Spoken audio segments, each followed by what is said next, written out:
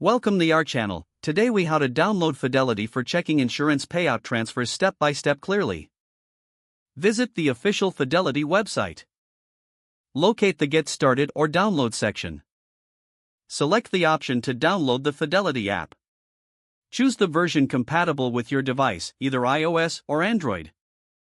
Click on the Download button. If prompted, allow the app to download to your device. Once the download is complete, open the app. Create a new account or log in if you already have one. If creating a new account, follow the on-screen instructions to enter your personal information. Verify your identity as required.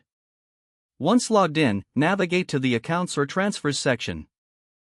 Select the option for checking insurance payout transfers. Enter the required details for the transfer.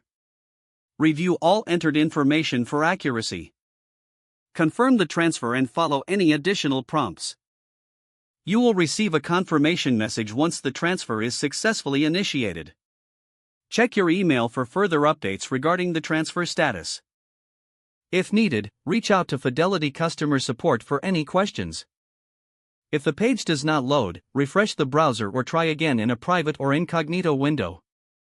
Make sure you are using the correct email address, then retype it carefully to avoid small typos. If your password is not accepted, use the reset option and create a new strong password you can remember.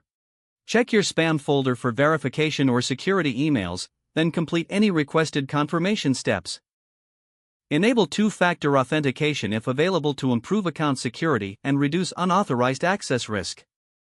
After signing in, review your profile details so your contact information and settings are accurate and current. If you see an error message, note it down and try again after restarting your device and internet connection. Log out when you finish, especially on shared devices, to keep your account and payment information secure. If the page does not load, refresh the browser or try again in a private or incognito window. Make sure you are using the correct email address, then retype it carefully to avoid small typos. Don't forget to like this video and subscribe to our channel for more step-by-step tech guides.